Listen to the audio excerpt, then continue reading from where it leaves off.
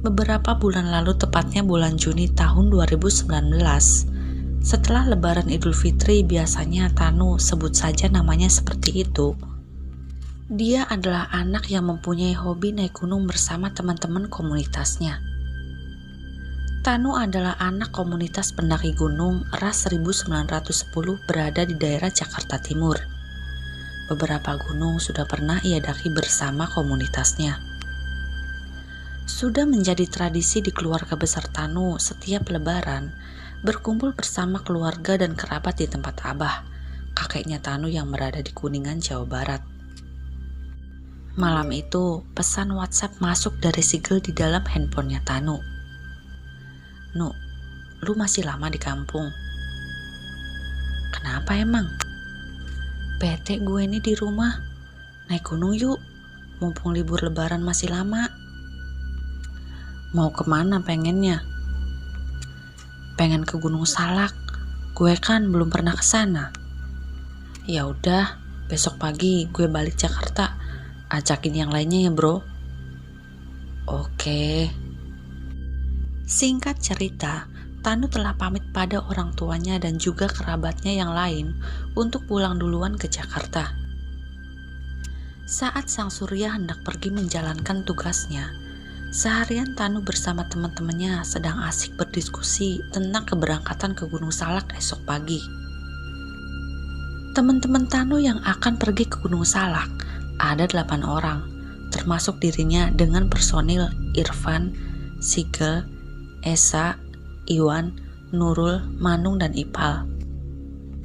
Setelah sampai di Gunung Salak, Tanu langsung mempersiapkan logistik dan membawa HT untuk sewaktu-waktu dibutuhkan. Saat perjalanan menuju puncak, mereka merasa kelelahan, dikarenakan sudah lama tidak naik gunung, alhasil menyusuri jalan setapak terasa lambat. "Jangan lupa tinggalin ranting atau tali rapia dalam setiap jalan," perintah Tanu pada Iwan di posisi terakhir berjalan yang dikenal sebagai sweeper. "Siap bang," jawab Iwan sambil meninggalkan jejak berupa ranting pohon dan tali rapia warna biru. Entah berapa jam mereka menyusuri jalan, namun rasanya muter-muter di sini saja. Sampai akhirnya mereka menyusuri jalan yang sangat sempit dan semak belukar. Iwan yang paling terakhir berjalan selalu meninggalkan jejak berupa ranting pohon yang diikat dengan tali rapia. Tapi saat mereka mau balik arah mencari pertigaan jalan, awal masuk rute pendakian untuk turun kembali, tidak menemukan apa-apa di jalanan. Oh iya, sebelum memutuskan untuk turun kembali, mereka melakukan voting terlebih dahulu agar tidak terjadi hal-hal yang tidak diinginkan. Setelah sadar mereka tersesat, lalu Irfan mengingatkan Tanu kalau mereka membawa HT. "Tadi yang catat frekuensi basecamp Cidahu siapa?" tanya Tanu sebagai ketua tim pendakian. "Oh, gue bang," sahut Iwan sambil buka contekan dari secari kertas. Tanu langsung memberikan HT ke Iwan. "Coba lu yang cari ini." Tak berapa lama, basecamp Cidahu alias Pos 1 memberikan jawaban kalau mereka memang tersesat dan salah jalan. Disinilah awal mula keanehan terjadi. Untuk turun kembali, mereka dipandu melalui HT dari basecamp Cidahu sampai akhirnya mereka kembali di pertigaan jalan menemukan sisa-sisa hutan yang terbakar, juga aliran sungai kecil. Akhirnya Tanu dan teman-temannya sampai di pertigaan jalan yang merupakan awal jalan pendakian. Tapi sudah agak jauh dari basecamp Cidahu. Sebelum memulai kembali perjalanan, Tanu memberikan isyarat kepada timnya untuk melingkar dan berdoa terlebih dahulu sebelum melanjutkan perjalanan menuju puncak. "Berdoa selesai," ucap Tanu pada teman-temannya.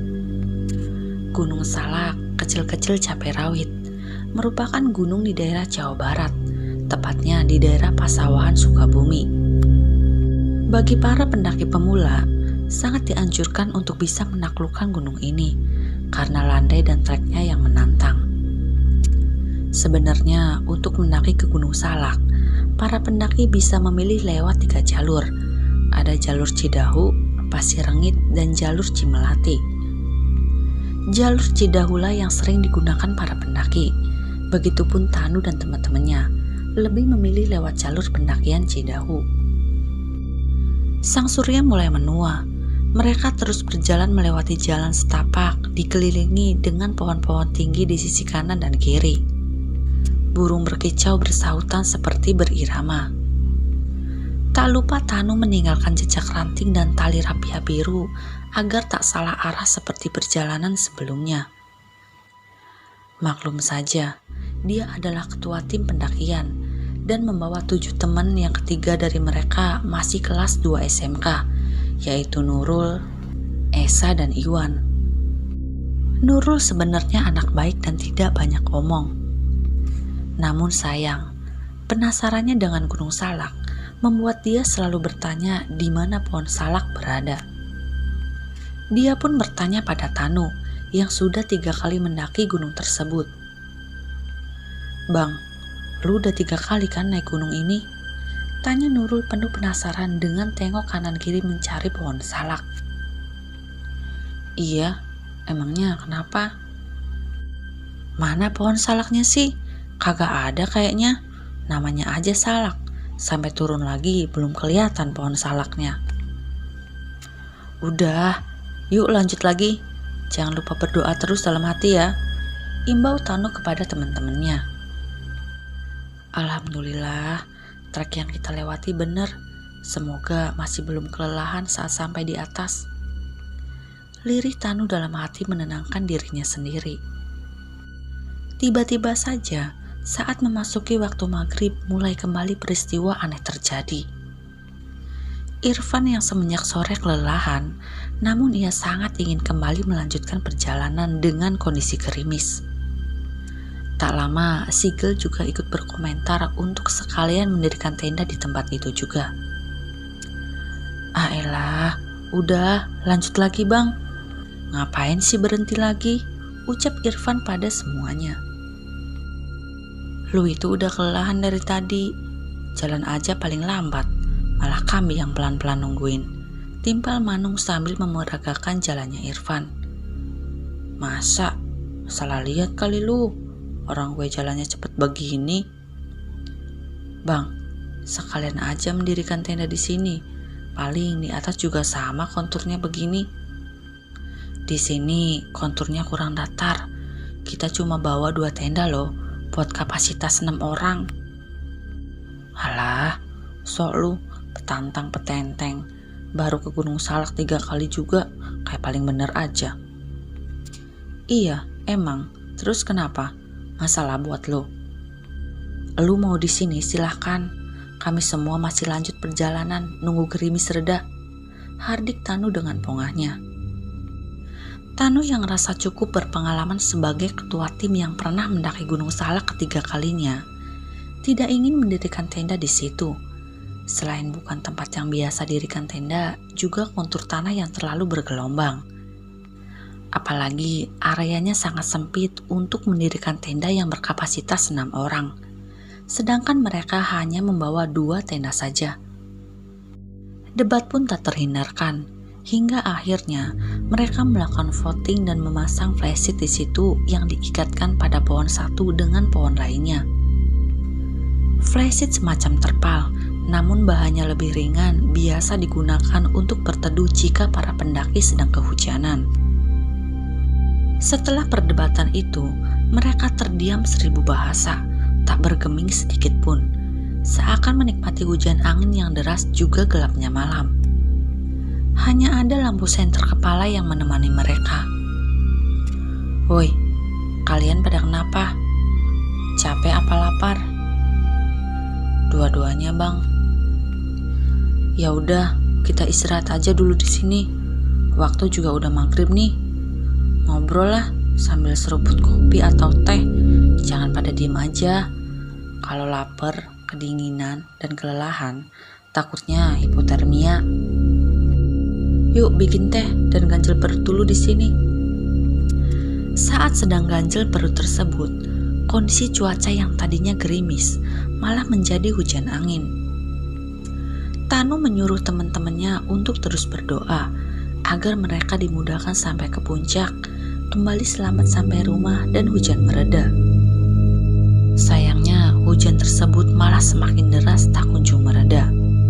Iwan yang dari tadi diam saja berkata pada Tanu bahwa dia merasakan hal yang aneh di tempat ini.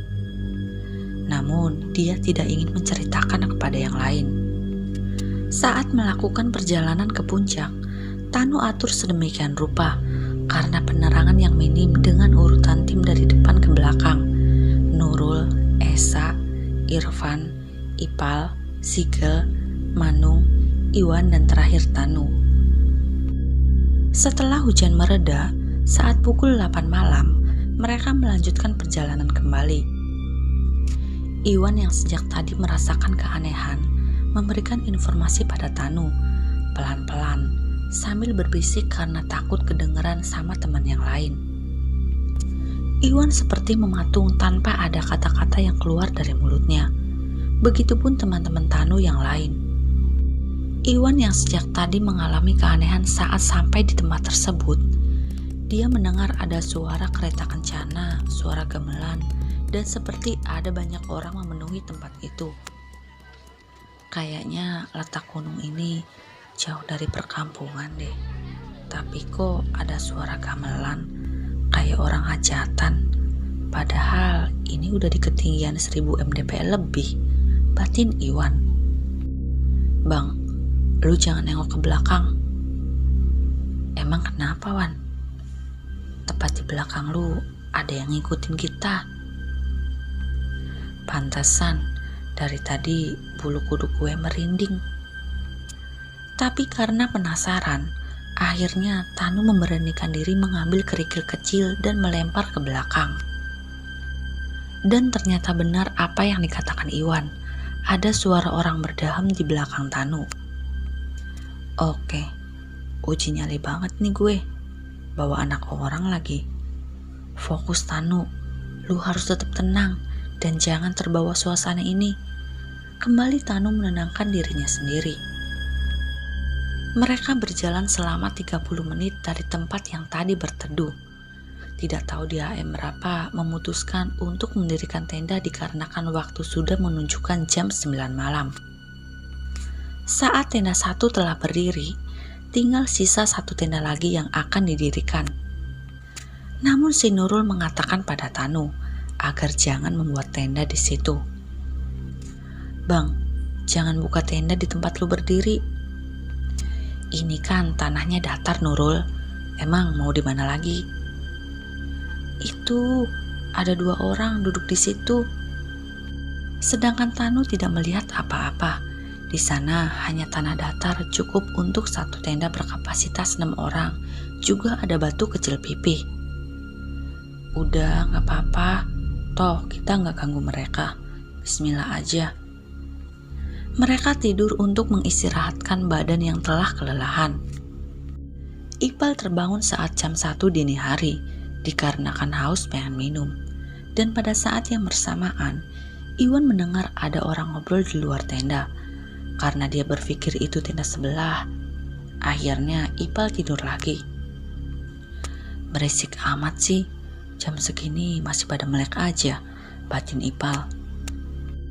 Keesokan paginya, setelah sang surya mulai malu-malu menampakkan diri, Tanu dan teman-teman bergegas merapikan tenda serta bersiap-siap untuk pergi sampai puncak. Sesampainya di puncak, kami bertemu dengan banyak tim pendaki lain yang melewati jalur yang berbeda. Di antaranya adalah tim pendaki dari Bekasi Utara berjumlah 9 orang.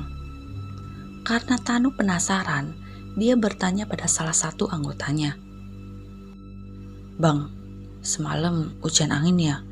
Mana deras banget lagi ya? Hah? Masa?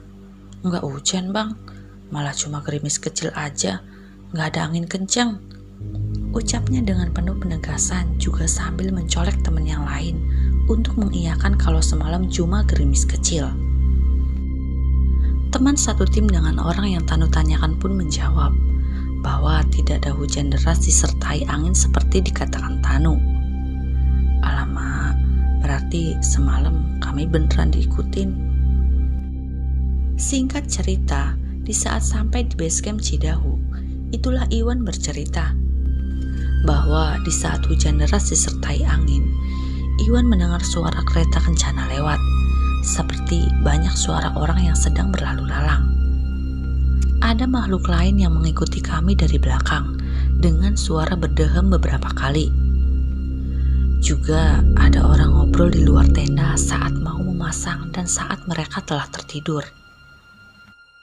Saat pendakian menuju puncak setelah hujan deras, Iwan melihat kepala orang di belakang Tanu. Pada akhirnya, Tanu dan teman-temannya mengucapkan syukur bisa turun gunung dan pulang selamat sampai tujuan.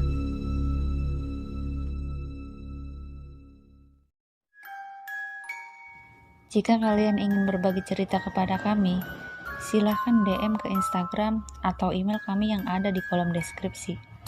Sekian dan terima kasih. Salam dari kami, keluarga pendaki.